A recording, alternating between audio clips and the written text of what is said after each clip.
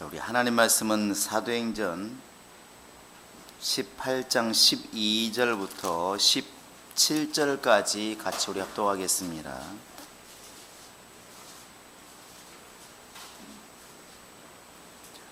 사도행전 18장 12절로 17절입니다. 같이 읽겠습니다. 시작. 갈리오가 아가야 총독되었을 때 유대인이 일제에 일어나 바울을 대적하여 법정으로 데리고 가서 말하되 이 사람이 율법을 어기면서 하나님을 경외하라고 사람들을 권한다 하거늘 바울이 입을 열고자 할 때 갈리오가 유대인들에게 이르되 너희 유대인들아 만일 이것이 무슨 부정한 일이나 불량한 행동이었으면 내가 너희 말을 들어주는 것이 옳거니와 만일 문제가 언어와 명칭과 너희 법에 관한 것이면 너희가 스스로 처리하라. 나는 이러한 일에 재판장 되기를 원하지 않으노라 하고 그들을 법정에서 쫓아내니 모든 사람이 회당장 소스데네를 잡아 법정 앞에서 때리되 갈리오가 이 일을 상관하지 아니하니라. 아멘. 우리가 이렇게 교회 생활하면서 늘 잊지 말아야 될 것은 항상 그 뿌리를 이렇게 기억하라는 겁니다. 뿌리라 하면 우리가 물이 된 것, 사람이 사람 된 것은 하나님께로부터 이렇게 말미암은 것이고 또 하나님을 대적했던 그런 사단이 지금도 역시 하나님의 사랑을 받는 그 인간을 뒤에서 지금도 공격하고 성경에서 말하는 것처럼 할 수만 있으면 이미 구원에 이르는 사람들, 믿음에 서 있는 사람이라 할지라도 끌어내리려고 하고 있다는 사실을 잊지 말라는 것입니다. 여러분에게 늘 말씀드렸지만 교육 시간에 말씀드린 기억이 나는데 요단강을 건너갈 때까지는 절대로 신앙의 완성이라고 하는 것을 말을 써서는 안 됩니다. 그래서 바울이 말하는 것처럼 나는 다 이루었다는 것도 아니고 뒤의 것은 잊어버리고 앞에 있는 표대령에서 지금 달려가는 중이다 이렇게 말을 해요. 신약 성경의 거의 절반을 쓸 정도로 영감 있는 바울이 나는 지금이 완성된 게 아니라 지금 달려가고 있다 이렇게 말할 정도면, 달리 말하면 지금 나도 완벽하지 않고 이루어진 것도 아니고 안심할 수도 없고 지금 뛰는 입장이다 이렇게 말할 정도면 나머지 사람들이야 뭐 오직 하겠습니까?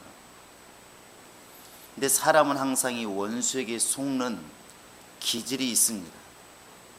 하나님께서는 우리 스스로 알아서 감사함을 가지고 하나님을 섬기라고 주신 그 의지가 사실은 하나님을 벗어나서 원수의 말을 듣고 미혹되는 것으로 많이 쓰임받는 도구가 종종 있다는 것이죠. 첫사람 아담도 원래 그렇게 사람에게는 자유의지가 있어서 대화하는 그런 능력이 있다면 사실 그게 하나님과 교통하기 위해서 하나님께서 피조물인 인간으로서 그냥 피조물 때문에 버리는 것이 아니라 하나님과 마치 동등하게 된 피조물처럼 대화하고 싶어서 인간의 그런 의지를 주었는데 인간은 그 의지를 원수의 말을 듣는 것으로 썼다는 것이죠. 뱀과 대화하고 뱀의 말을 듣고 내 인생은 나의 것이니까 이렇게 갔다는 것입니다. 결국 쫓겨나게 되고 타락하게 되고 주님 곁을 떠날 수밖에 없는 그런 환경이 벌어진 겁니다. 그런데 신앙생활을 하다 보면 은연중에 이제 연륜이 쌓이고 말씀이 알아져 가고 신앙생활에서 어느 정도 교회에서 이렇게 직분이라든지 이런 일을 하게 되면 그 사람의 언어나 행동이나 마음속에서 원수는 사라지고 사람만 보인다는 것입니다. 이 심각하게 이제 타락해가고 있는 것이죠. 분명히 아벨을 죽인 것은 가인이 맞습니다. 그런데 그 가인이 아벨을 죽일 수밖에 없었던 것을 영적으로 보면 가인은 악한 자에게 속하여 동생을 죽였다 그렇게 써 있거든요. 성경이 사실이라면 우리가 인간이 알지 못하는 깊은 것이 있다는 얘기잖아요. 영적인 게 있다는 겁니다. 내가 정말 교회를 위해서 어떤 큰 헌신을 해야 되겠다는 마음 먹었는데 다음날 마음이 돌이켜집니다. 아이 나도 살기 힘든데 이렇게 되었을 때 아나니아와 삽비라 얘기가 나오지 않습니까? 사도행전 5장에 보시면 그 아나니아와 삽비라가 왜 그들이 마음이 없습니까? 마음이 있습니다. 우리 같은 마음, 다 같은 마음이라고요. 그런데 왜 그 전 밭을 팔아서 하나님께 드리려다가 절반은 감추고 절반을 냈을까? 우리는 지금 아나니아 삽비라가 사실은 굉장히 실패한 것처럼 우리는 말하지만 우리는 그동안에 얼마나 그런 일을 많이 비일비재 겪고 있는데요. 다 감춘 것도 아니고 밭을 팔아서 절반을 낼 정도면 굉장한 헌신을 한 겁니다. 그런데도 불구하고 성경은 뭐라 말하고 있습니까? 베드로가 네 속에 사단의 생각이 가득해서 이렇게 말을 해요. 네가 왜 하나님을 속이고 이렇게 말하는 성령을 속이느냐? 적어도 베드로는 사람들이 생각하는 것처럼 저 사람의 마음이 변했나 보지 이렇게 말하지 않고 네가 성령을 속이고 이렇게 나오잖아요. 사람을 속인 게 아니라 성령을 속였다. 베드로는 알고 있다는 것이죠. 사람 사이에서 일어나는 일들이지만 분명히 저 속에는 원수의 역사가 있다는 것이고 이 베드로는 그것을 영적으로 본 겁니다. 그러면 지금은 그 당시에 아담 때는 사단이 역사했고 베드로 때는 사단이 역사했는데 지금은 그 원수가 어디 갔느냐 하는 것이죠. 그 마귀가 베드로가 죽으니까 같이 죽었나요? 아나니아와 삽비라 멸망시킨 다음에 다시는 역사하지 않나요? 아니라는 것이죠. 지금도 역사한다는 사실입니다. 그래서 영적 생활은 사람이 자꾸 크게 보이면 빗나가기가 아주 쉽습니다. 사람에게 분노하고 사람에게 서운하고 사람에게 점점 더 분노를 표출한다는 것이죠. 그런데 이게 근본적인 걸 자꾸 생각하면 저도 저 순간만큼은 속나보다. 저 사람이 굉장히 충만한 사람인 건 맞지만 적어도 저 순간만큼은 지금 원수에게 속았나 보다. 깨어있지 못한 순간인가 보다. 그렇다는 것이죠. 이렇게 말씀을 들어도 왜 졸 때, 지금은 겨울은 별로 안 졸아요. 제가 설교를 잘해서 졸지 않는 건 아닌 것 같고, 근데 이제 더우면 좀 졸잖아요. 눈이 한 개슴츠레가 좁니다. 말씀을 안 듣는 게 아니에요. 다 듣습니다. 듣는데 어느 순간은 이게 가다가 이런 경우가 있잖아요. 깜빡. 근데 그때 하필 중요한 말을 한 거예요. 근데 그건 잘 모릅니다. 그래서 그런 얘기 제가 말씀드렸잖아요. 실예예요. 대신방을 갔더니 말을 안 하면 모르잖아요. 너무 잘 차렸어요. 드럼나무에 취나물에 고사리에 차렸습니다. 그러면서 다 그럽니다.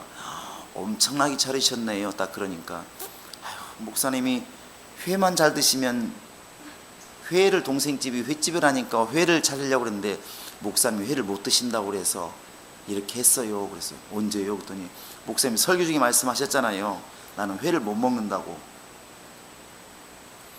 뒤에 옆에 분들이 뭔 소리야? 회를 못 먹었다 지금 잘 드신다고 얘기를 했는데.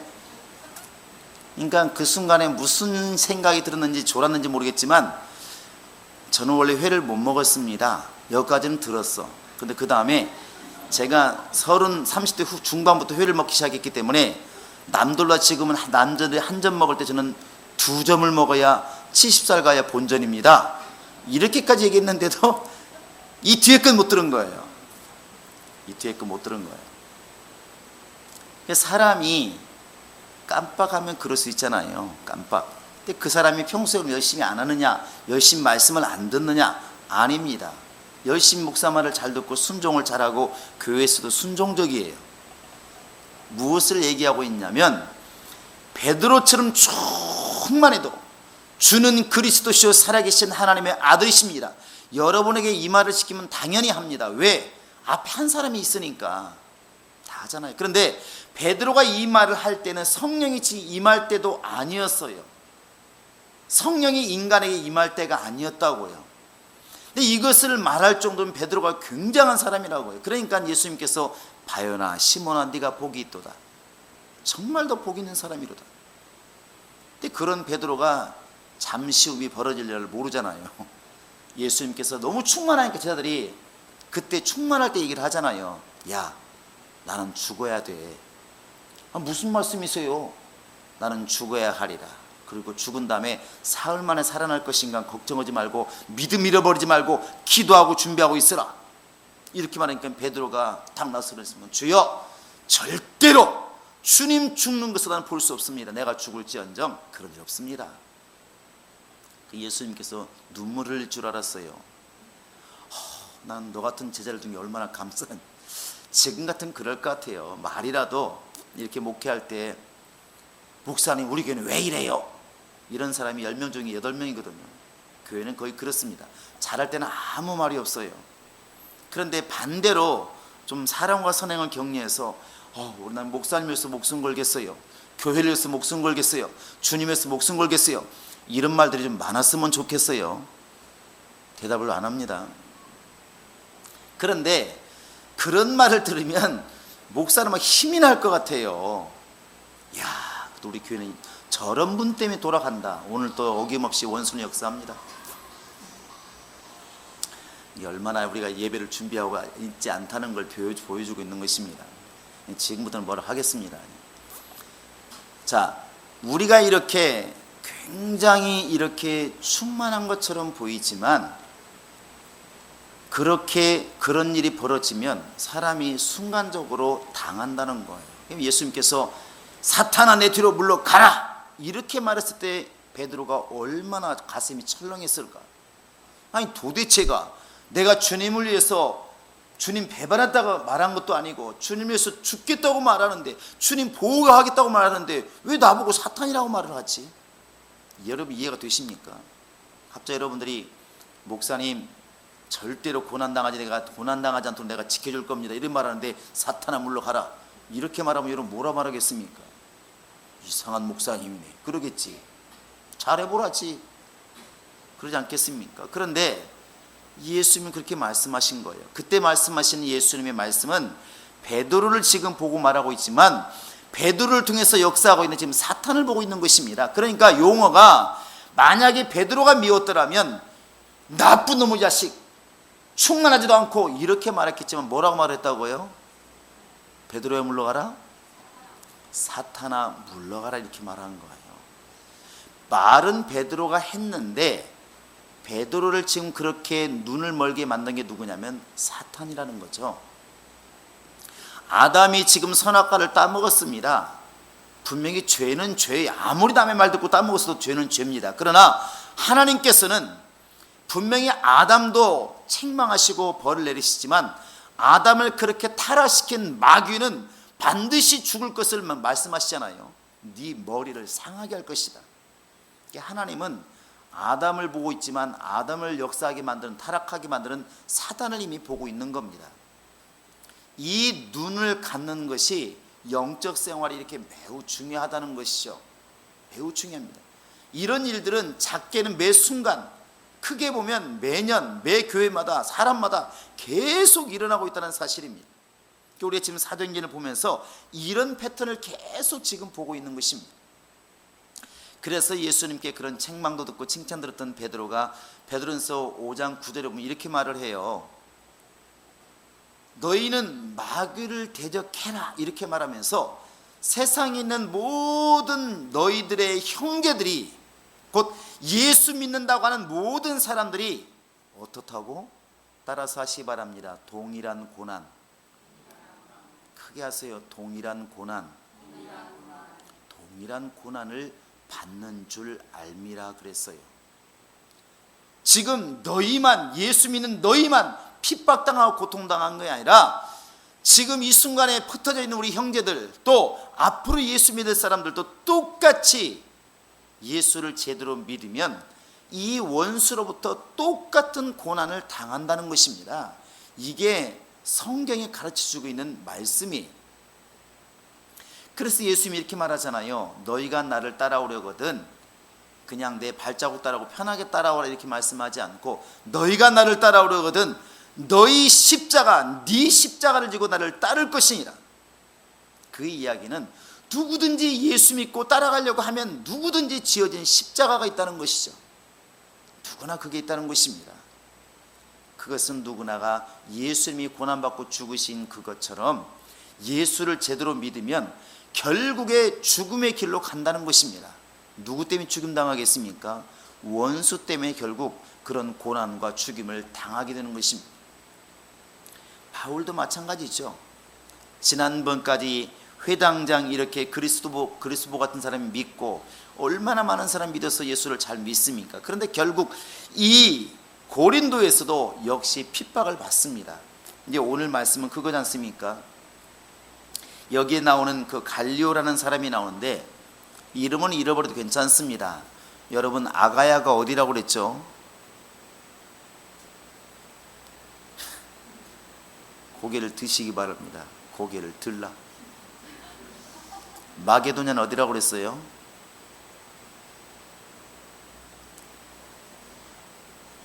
터키는 어딘지 아시나요? 터키가 이제 7교회가 있는 곳입니다. 에베소라든지 빌라델피아 이런 이제 여러 가지 교회들이 있는 그 소아시아 교회가, 소아시아라고 그러면은 바로 그 이제 그 터키 지역을 말하는데, 터키에서 유럽으로 처음 넘어갈 때 첫 도시가 어디였나요? 빌립보였잖아요. 김유선 지금 컨닝하고 있는데, 자, 빌립보 갔다가 데살로니가 갔다가 베레아 갔다가 이렇게 했잖아요. 그쪽 지역이 마게도냐 지역이라고 그랬습니다. 알렉산더가 이제 그쪽에서 나왔죠. 그 다음에 아래로 왔습니다. 아테네 쪽으로 내려왔어요. 아테네와 그 다음에 옆에 쪽 고린도라든지 이쪽은 무슨 지역? 아가야. 아가야가 있죠. 아가야. 그래서 예수님 당시에 이스라엘에게도 이렇게 총독이 있었습니다. 이스라엘 총독이 누구였죠? 예수님을 심판한 사람이 누구예요? 빌라도잖아요. 빌라가 아닙니다. 빌라도입니다.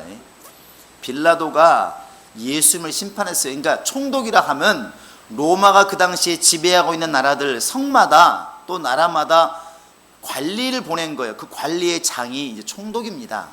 그러니까 마게도냐도 총독이 있었을 것이고 아가야도 총독이 있었을 거 아니겠어요? 지금도 보면 전라북도 가면 누가 있어요? 제일 높은 사람? 도지사. 경상도 가면 그것도 도지사가 있겠죠. 서울시에 오면 시장이 있겠죠. 그러니까 아가야 가면 아가야 총독이 있습니다. 그 아가야 총독이 이제 바로 갈리오가 이제 부임을 한 것이죠. 아마 AD 51년 정도, 예수님이 죽으신 지 아마 20년쯤 뒤에 이제 아마 이게 부임을 했던 모양이에요. 이 당시에 로마 황제가 누구냐면 글라우디오입니다. 이 바로 18장 1절에서 나와 있던 글라우디오, 유대인들을 쫓아내었던 그 황제가 아마 이제 한 41년부터 55년까지가 이렇게 근무했던 모양인데, 그 당시에 이제 파송된 것이 이 바로 갈리오 총독이에요. 근데 사람이 바뀌면 그동안엔 움츠렸던 모든 법이 다시 한번 막 상정을 막 가잖아요. 그러니까 이 당시에 고린도에 이제 바울이 막 말씀을 전하면서 회당장이 또 예수를 믿으니까 이게 유대인들에게는 보통 일이 아닌 것입니다. 그래서 이 바울을 가지고 잡아가지고 다시 이제 갈리오 총독이 처음으로 왔으니까 이를 이제 법정에 세운 겁니다. 이 사람을 좀 심판해 주시오, 이렇게 말을 해요. 이 갈리오가 무슨 일이냐 물어봤습니다. 그러니까 13절 이렇게 말합니다. 율법을 어기면서 하나님을 경외하라고 사람들을 권한다. 여러분이 듣기에 이 말이 지금 잘못되어 있나요? 아니, 율법을 권하고 하나님을 경외하라는 게 무슨 죄겠습니까? 그러나 유대인들이 볼 때에는 그 당시에 이 아가야 지방에서는 유대교는 나쁜 종교가 뭐라고 그래야 되나요? 지금 말하면 사이비 이런 거 아니고 이게 국가에서 그냥 괜찮다고 인정하는 종교였대요. 근데 기독교는 막 전해지는 지금 상황이었기 때문에 사람들이 잘 모른다는 것이죠. 그래서 우리나라도 처음에 이렇게 우리나라 복음이 전해질 때 뭐라고 그랬나요? 그렇지, 서양 귀신이라고 했어요. 서양 귀신. 저도 들었어요. 이제 교회 안 다닐 때, 어릴 때, 초등학교 때 아마 지금 생각하니까 전도를 했던 것 같아요. 우리 어머니한테 이렇게. 우리 동네는 교회가 없는데, 그러니까 이제 우리 어머니가 우리 아버지한테 하는 소리죠. 어릴 때입니다. 그러니까 이제 뭐 서양 귀신, 어른들께 하는 얘기가 그런 게 있잖아요. 서양 귀신 이렇게. 오, 서양 귀신이 세대. 그래서 집안에 뭔가 우환이 있으면 또 아무리 약을 먹어도 안 나는 병이 있으면 그 서양 귀신을 의지하면 이 우울함이 나갈 수 있다는 것이죠. 그런 얘기들을 많이 힘으로 생각하니까 그런 이야기를 많이 했습니다. 그러니까 예수가 저러니까 드디어 복의 근원, 생명의 근원이신 분이 오셨다, 우리 그분을 믿자, 이렇게 말하겠습니까? 아니죠. 이 아가야 제약도 마찬가지라는 것이죠.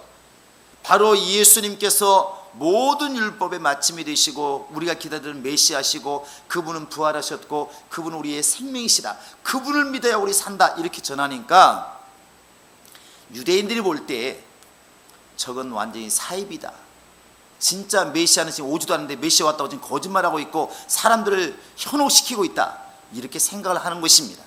그리고 세상법으로는 지금 자기들이 믿는 유대교는 회당이 세워져 있을 만큼 당당하게 믿는 종교이지만 바울이 전하는 것은 지금 저건 누구도 모르는 사이비 종교예요.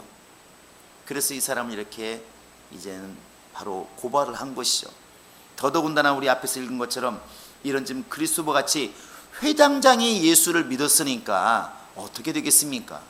쉽게 말하면 저의 주지가 예수를 믿으면 불교계에서 뭐라고 그러겠어요? 난리가 나겠지. 만약 조계사의 주지 스님이 오늘 회개해가지고 나 오늘부터 예수 믿겠습니다, 여러분들이요 예수 믿어 삽니다, 그러고 만약에 절에서 지금 오늘 설교한다면 어떻게 되겠습니까? 난리가 나겠죠. 그리고 핍박을 하겠죠. 교회는 도대체 왜 이런 스님까지 전도를 해가지고 난리치냐고 분명히 그럴 겁니다.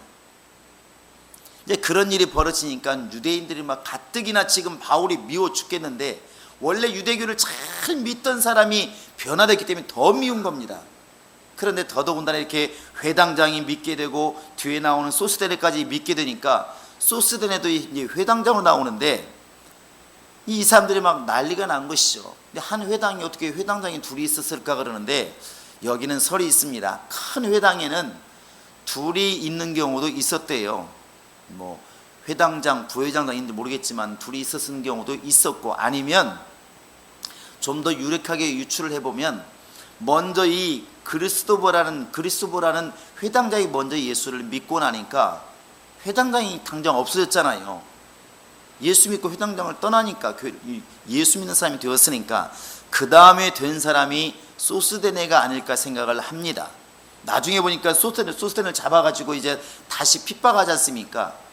근데 그 소스데네가 여기에서는 예수 믿는 사람이라 나오진 않는데, 고린도전서의 1장 1절에 보시면 하나님의 종된 나 바울과 소스데네는 너희에게 이렇게 문안한다 되어 있습니다. 그런 거 보면 이 그리스보 또 소스데네 이런 회당장까지 예수 믿은 거 보면 참 하나님의 역사가 굉장했던가 봐요. 그런데 여기에서 우리가 한 가지 주목해야 될 것은 이 갈리오의 태도예요. 갈리오의 태도가 유대인의 편을 든 것도 아니고 바울 편을 든 것도 아니에요. 이 사람들이 이 바울이 율법을 어기고, 쉽게 말하면 하나님을 정말 이렇게 잘못 믿고 있고 사이비 종교를 전한다, 이렇게 고발을 했더니 이 갈리오가 야, 이게 도대체 사람의 말이나 사람의 행동이나 풍습에 관한 건 내가 심판을 하겠는데 너희들의 종교에 관한 것이면 내가 이것을 할 수가 없다, 그러면서 이렇게 딱 말을 합니다. 15절에 보시면 나는 이걸 재판장 되기를 원치 않는다, 그리고 재판 쫓아냈어요. 원체 막 소란스럽게 하니까 쫓아내었습니다. 네, 여러분 이것을 보시면서 어디가 떠오르십니까? 예수님의 빌라도 법정이 떠오르는 거예요. 마태복음 27장에 가보시면 예수님이 유대인들에 의하여서 법정으로 끌려갑니다. 그리고 막 떠들죠. 막 떠듭니다. 그러니까 빌라도가 묻습니다. 도대체 뭐 때문에 그러냐? 그러니까 막 이 종교 얘기를 하겠죠. 말씀 들어가면서 빌라도가 말합니다. 아니 풍습에 관한 것이면 내가 어떻게 하겠지만 너희들의 종교에 관한 것이면 내가 관여하고 싶지 않다. 나는 종교 재판장이 아니라 행정적인 총독이다, 이렇게 말하는 것이죠. 그리고 예수님께 묻습니다. 그 당시는 원고 피고 다 말을 들으니까 예수여 말하소서, 사람들이 지금 당신을 갖다 이렇게 모함하고 있는데 당신 유대인이 왕 맞습니까? 맞습니다. 거기 대답을 했는데 그 다음부터 말을 안 하는 거예요. 내가 너를 지금 놓아줄 권세도 있고 죽일 권세도 왜 말을 왜 안 하느냐? 말은 뭐겠습니까? 못 알아듣는데. 근데 결국은 이제 빌라도가 이렇게 말을 합니다. 이 지금 갈리오 총독과 똑같아요. 나는 이 사람에게서 죄를 발견하지 못하겠다. 그러면 놔주면 되잖아요. 뭐라고 그러냐면 데리고 나가서 니들 마음대로 해라. 결국 예수님은 죽게 됩니다.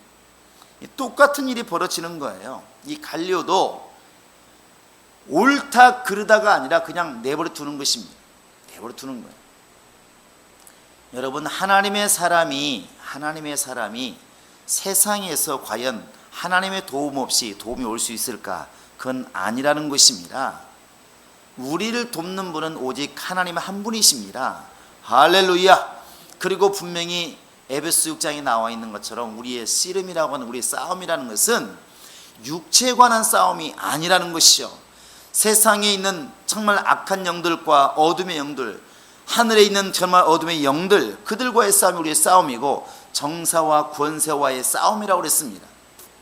그래서 어쩌면 세상에 지금 정치라고 하는 것, 이런 경제라고 하는 것이 결코 믿는 사람 편이 아니라는 것입니다. 속지 말라는 것이죠. 너무나 무섭게 얘기 여러분이 한번 한 적 있지 않습니까? 세상에 최고의 높은 동물이 뭐겠어요? 세상에서 가장 영화로운 동물이 뭡니까? 영물이라고 그러죠. 뭐예요? 몰라? 용이잖아요. 용. 용이에요. 용. 서양이나 동양이나 용은 다 추앙받습니다. 그리고 용은 항상 어디로 간다고? 하늘에서 떨어졌기 때문에 하늘로 올라가려는 습성이 있어요. 그래서 모든 오름의 현상을 사람들은 다 용으로 봐요. 바다에 쇠오리발이면, 그래서 물이 막 100m, 2m 쫙 이어지면 무슨 현상? 용 오름 현상이다, 이렇게 말을 해요. 계곡에 막 둔벙이 있어서 물이 많이 고여 있습니다. 그러면 거기를 뭐라고 말을 해요? 둔벙을 다른 말로 하면 쏘라 말하면 쏘. 근데 무슨 쏘? 용소라, 용소. 용소라고 하잖아요. 용이 머무는 못이라는 얘기예요. 그 다음에 폭포가 막 확 내려와. 너무 아름답게 내려와. 무지개 폭포라고 얼마나 좋겠어요. 근데 거기를 뭐라고 말을 해요? 구룡폭포, 용소폭포. 그 구룡폭포라는 것은 9마리 용이 올라가는 모습과 같다는 거예요. 치악산 밑에 가면 구룡사가 있지 않습니까? 9마리 용이 산다고. 다 세상의 모든 곳에는 다 용이 뒤에 다 있어요. 용이. 옛날에 왕들도 다 보면은 용하고 용만 지었잖아요. 말씀드렸지 않습니까? 왕에는 의자가 무슨 의자라고? 용좌. 용이 앉아있다, 이 말이잖아요. 그렇게 보니까 왕이 무섭잖아요. 그만큼 원수의 믿지 않는 세상 권세, 믿지 않는 세상 권력은 다 누구 손안에 있다고? 마귀 손안에 있는 겁니다. 그래서 우리가 핍박을 당할 수밖에 없는 구조예요. 이게 구조입니다. 많은 사람들은 정치가, 우리나라가 지금 예수 믿으니까, 많이 믿으니까 정치가 우리를 우호적인 것처럼 보고 있지만 절대로 아니라는 것입니다. 그래서 기도하라는 것이죠. 예수님이 이렇게 마귀에게 시험 받을 때에 마지막 시험이 여러분 기억나시나요? 뭔 줄 기억하시나요? 목사님 알아서 해석하세요. 첫 번째 시험이 뭐였어요? 배고픈 예수님에게 돌을 갖다가 떡 만들어 먹어라. 가장 어쩌면 생존 욕구를 자극하는 것이죠. 두 번째가 뭔가요? 뛰어내리라. 그러면 너 안 죽어, 걱정하지 마라, 천사가 너 받아준다고 성경에 써있던데 뭘. 시험하는 것이죠. 세 번째가 뭔가요? 나한테 네가 무릎 꿇기만 하면 내가 왕의 자리도 줄 수 있다, 이거 아니겠습니까? 세상의 모든 영광을 준다는 것, 세상의 모든 영광을 가진 자가 누구냐면 왕입니다. 왕은 사람 목숨을 살릴 수도 있고 죽일 수도 있고, 세상의 법보다 위에 있는 게 이 땅의 왕 아니겠습니까? 그 왕의 권세를 주는 게 누구냐면 마귀라는 거예요. 근데 우리는 그냥 그런 것들이 피부로 와 닿지 않으니까 별로 생각을 하지 않고 산다는 데 문제가 있는 것입니다. 예수님께서는 우리가 얼마나 무섭게 얘기하냐면, 내 나라가 이 땅에 속한 것이었더라면은 세상이 왜 나를 핍박하겠느냐? 내가 왕인데. 내가 속한 내 나라는 여기에 속한 게 아니라 하늘에 속해 있기 때문에 지금 다른 나라이기 때문에 나를 핍박하는 것이다. 예수님 말씀이 맞다면 지금 여러분과 내가 살고 있는 이 땅의 모든 정사와 권세는 지금 마귀 아래 있는 것입니다. 그러니까 점점 더 타락해져 가는 것이고 완악해져 가는 거 아니겠습니까? 그 속에서 살려고 하니까 기도가 필요한 것이고 믿음이 필요한 것이고 몸부림이 있어야 된다는 사실입니다. 할렐루야. 바로 이제 바울이 이렇게 유대인들에게 핍박을 당하는데 그 유대인들 뒤에 누가 있을까? 안 봐도 훤합니다. 그럼 마귀가 있는 겁니다. 그러면 복음을 지금 충만하게 전하고 있는 바울의 뒤에는 누가 있을까? 바로 사도행전 13장 1절에 보셨다시피 바로 안디옥 교회에 성령이 감동하셔서 바울을 파송하잖아요. 바울과 바나바를 보내고 바로 성령이 지시하셔서 바울이 떠나지 않습니까? 다시 한번 눈으로 보실래요? 자, 한번 보시기 바랍니다. 자, 우리 한번 4절 한번 읽어보실래요? 시작. 두 사람이 성령의 보내심을 받아 실루기아에 내려가 거기서 배 타고 구브로로 가서. 바울과 바나바가 구브로 간 것은 누가 보내심 받아서?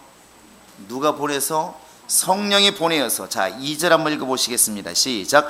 주를 섬겨 금식할 때 성령이 이르시되 내가 불러 시키는 일을 위하여 바나바와 사울을 따로 세우라 하시니, 이렇게 되어 있습니다.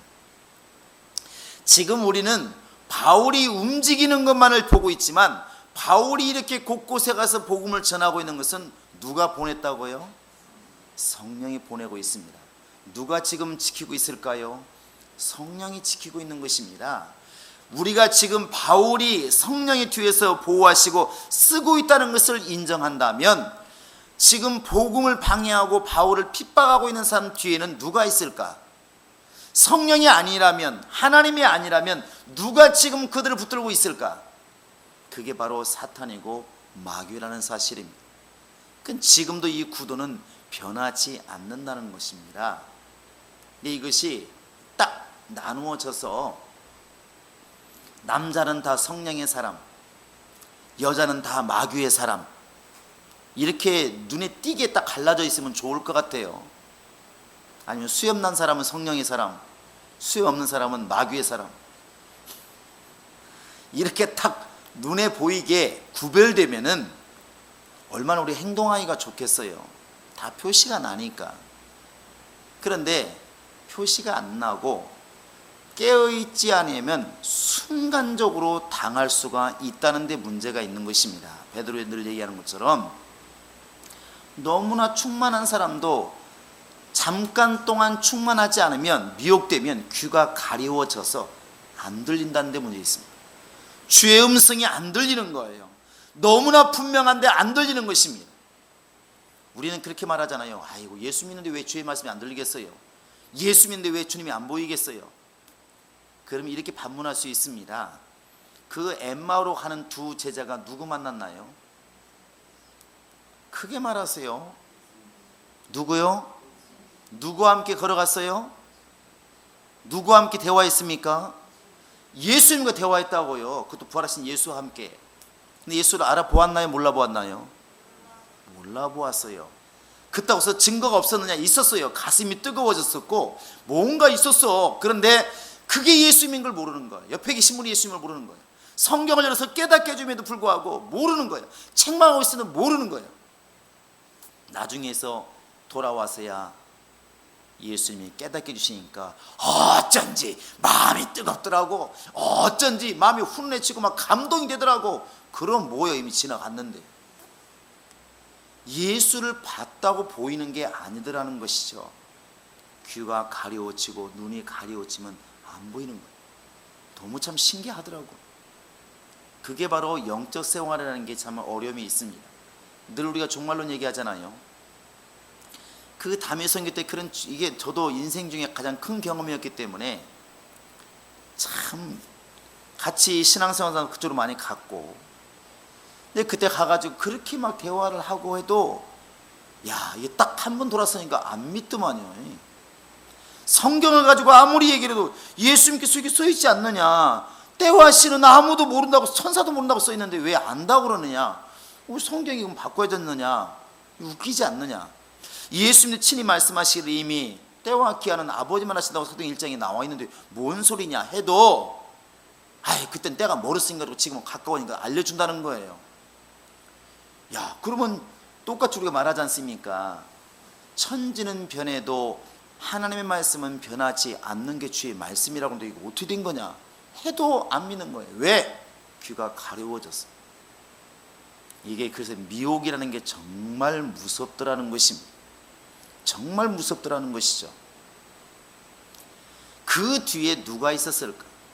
그런 다미 선교의 역사와 이런 지금 작년 12월 달도 무슨 누구요? 하여튼 이렇게 왜 우리나라 전쟁 난다고 우리 교인들도 그것 보고도 또 말하는 사람도 많더라고. 페북에 폰하는 사람도 많고. 참 도대체 속 터져 죽을 일입니다. 도대체가 얼마나 성경을 보지 않고 믿지 않으면 그게 그 순간 그게 믿어질까 생각이 드는 거예요. 성경을 알면 이렇게 봤을 것 같아요. 충성되고 지혜로운 사람이 누구일까? 성경은 예수님이 말해줬잖아요. 지혜로운 사람은 하늘을 쳐다보고 예수여 오늘 오십니까? 내일 오십니까? 이 사람이 지혜로운 사람이 아니라는 거예요. 그 진짜 멍청한 사람이에요. 그게 진짜 영리한 사람은 주님 오실 것을 분명히 안다면 열심히 일을 하라는 거예요. 열심히 때를 따라서 양식을 열심히 교인들이 나눠주고 기도해주고 도와주고 하라는 것입니다. 그렇게 열심히 일하는 사람이 지혜로운 사람이지, 저 산속에 들어가서 같이 모여서 주님 오실 날 기다리고 하는 게 영리한 게 아니라는 거예요. 근데 왜 종말론을 배우면 그렇게 되는지를 모르겠어요. 그래서 저 시골 가서 갑자기 산속에 들어가서 몇몇이 모여가지고 공동체 생활하는 것이죠. 주님 기다리면서. 성경을 참 잘못 오해하고 귀가 딱 가려워지니까 그거밖에 이제 안 보이는 것입니다. 그거밖에. 우리 성도는 분명히 아시기 바랍니다. 지혜롭고 충성된 사람이 누구냐면, 지혜로운 사람이 누구냐면 하늘을 쳐다보는 사람이 아니에요. 천사가 말했습니다. 왜 쳐다보고 있느냐? 지금 올라가신 예수를 쳐다보는 게 지혜로운 게 아니라는 것입니다. 빨리 돌아가서 기도하고 전도하고 영혼들을 살리는 게 그게 주님 기다리는 것이지, 왜 자꾸 예수 가신 하늘만 쳐다보고 있느냐? 지혜로운 게 아니라는 것입니다. 때를 따라서 양식을 부지런히 나누어 주고 일을 하는 사람, 영혼을 살리는 사람, 그게 바로 진짜 내가 볼 때는 제대로 된 종말론자예요. 믿음이 좋은 사람이에요. 근데 어찌되었든 이 귀가 가려워지면 안 들린다는 게 문제가 있습니다. 그래서 예수님이 계속 말씀하신 게 뭐냐면, 시험에 들지 않도록 깨어있어 기도해라. 시험에 들지 않도록 깨어있어 기도해라. 기도하지 않으면 시험 든다는 것입니다. 기도하지 않으면. 이게 분별력이 어느 순간 안 보여서 사람은 보이는데 이 원수가 안 보이고 하나님이 안 보이는 거예요. 그러니까 자꾸만 사람과 싸움만 하잖아요. 싸움만. 사람만 미워하고 아니면 사람만 좋아하고. 그런데 우리가 이미 민수기에서 발람의 사건을 통해서도 보잖아요. 발람이란 사람이 돈이 이렇게 눈에 보였어요. 그러니까 이름도 비슷해요. 또 발시로 시작하는데 발락이 왕이잖아요. 발락이 말합니다. 발람이여, 내가 돈을 줄 테니까 저 이스라엘 백성들을, 또 하나님의 백성을 저주해 다오. 그러면 NO! 이래야 되잖아요. 여러분, 원수의 소리는 NO를 하시기 바랍니다. 한번 해보세요. NO.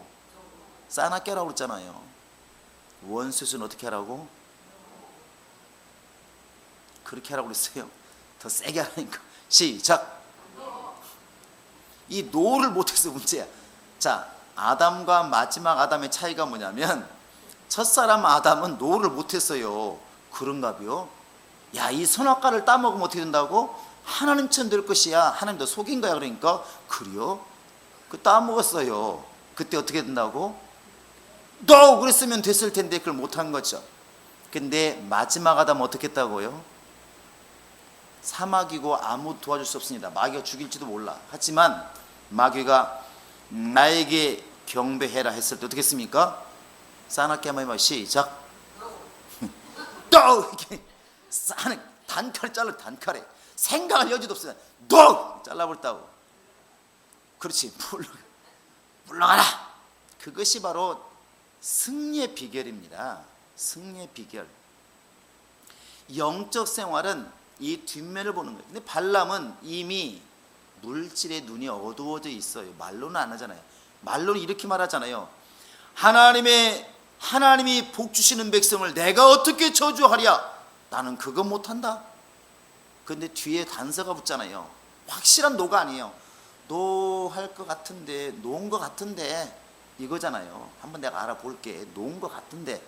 그러니까 나 하나님의 백성을 저주할 수가 없다. 그러나 하나님이 돌이키시면 한번 해보마.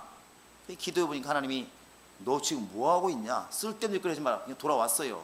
그 발락이 말합니다. 안 된디야. 다시 또 발락이 또 보냈어요. 더 많은 물질을 준다고 말합니다. 발람이 말하죠. 내가 어찌 하나님이 택하신 백성을 저주하랴? 그러나 한번 혹시 또 하나님 돌이켰을지 모르니까 한번 가보겠다. 또 갑니다. 하나님 말이요.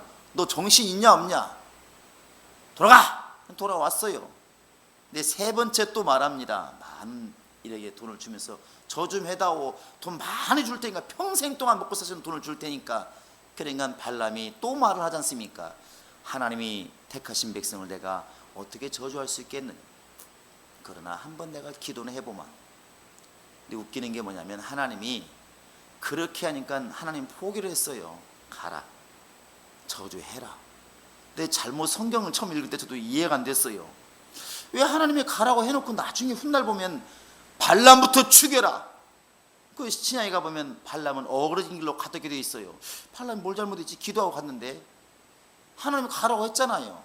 나중에 보니까 가라고 한 게 아니라 너무나 미혹되어서 돌이키질 않으니까 하나님께서 네 마음대로 해보라는 것이죠. 그것 때문에 이스라엘 백성들은 얼마나 타락하고. 근데 그때 이제 갈 때 나귀가 안 가잖아요. 어떤 골목이 이제 양쪽에 담이 있는데 그 좁은 골목이었던가 봐요. 나귀가 가려고 하는데 나귀가 안 가는 거예요. 계속 안 가니까 막 좌우로 막 흔드니까 이 나귀를 타고 있는 이 발람의 발이 돌이 막 부딪히지 않겠습니까? 나귀를 막 때리는 것이죠. 이놈의 자식이 왜 이럴까? 이 나귀 왜 이러나? 가 했겠죠. 어느 순간에 딱 눈을 열었다는 그때 영안이 열렸다는 것이죠. 딱 보니까 앞에 누가 서 있다고? 천사가 칼을 들고 서 있는 거예요. 그때 한 발짝만 더 왔으면 발람은 죽었습니다. 근데 그게 나귀를 타고 가면서 나귀는 보고 있는데 발람은 못 보고 있는 거예요. 얼마나 하나님의 사람이 영감이 땅에 떨어져 있으면 나귀도 보고 있는 그 영감을 못 보고 있는 것입니다. 여러분과 지금 내가 영적으로 깨어 있다고 하는 것은 그런 육신의 환경이 아니라 지금 막 담에 부딪히고 있는 이 현상을 보면서 앞에 사자가 있는 것을 볼 수 있어야 그게 영감이지 않겠습니까? 그런데 나귀도 보고 지금 안 가려고 하는데 바로 이 발람은 눈이 어두워졌어. 뭐 때문에? 세상의 재리와 염려 때문에 눈이 어두워지니까 안 보이는 거예요. 죽을 길을 알면서도 못 가는 뭐라고 말해야 되나요? 죽을 길인지를 모르면서 가고 있는 겁니다. 가면 죽는데 그게 영감이 없는 것이죠.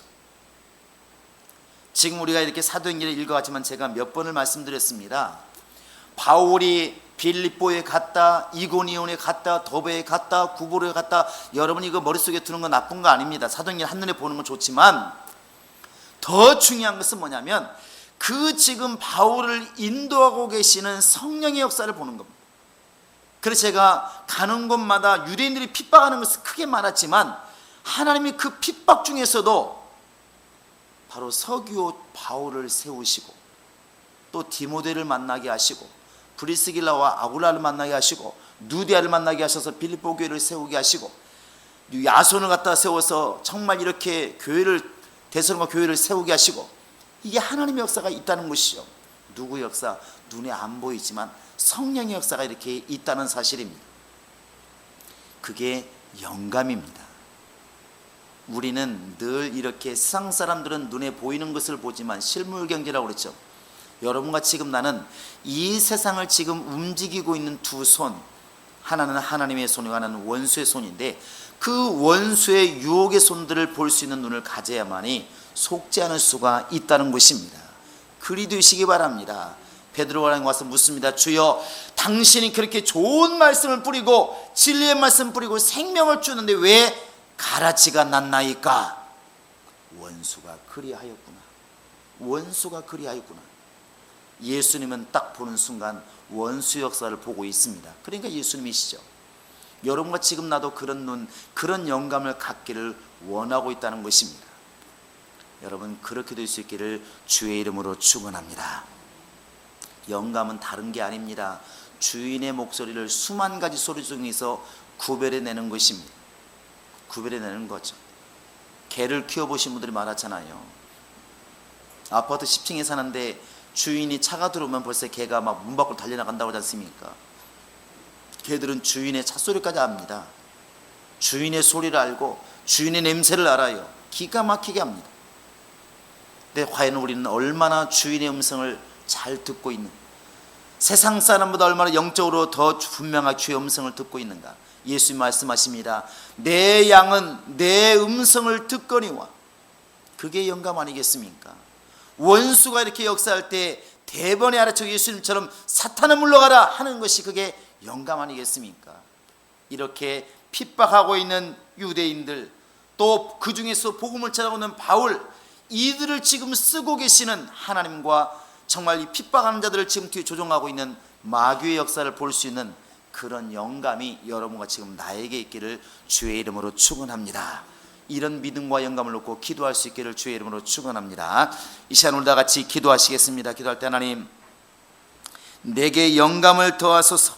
내게 영감을 도와소서.